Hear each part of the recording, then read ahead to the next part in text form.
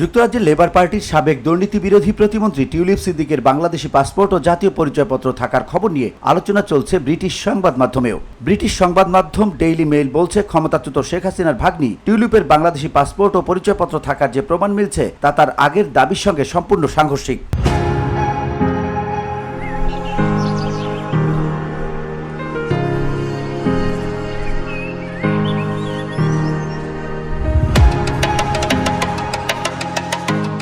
ঢাকার কর্মকর্তারা যে রেকর্ড পেয়েছেন সে অনুযায়ী ১৯ বছর বয়সে তার নামে পাসপোর্ট ইস্যু করা হয়, আর ২০১১ সালের জানুয়ারিতে ইস্যু করা হয় জাতীয় পরিচয়পত্র। বাংলাদেশের নির্বাচন কমিশনের ডেটাবেজ অনুযায়ী তার ভোটার নিবন্ধন নম্বর রয়েছে, যা দিয়ে বাংলাদেশের ভোটে অংশগ্রহণের সুযোগ রয়েছে।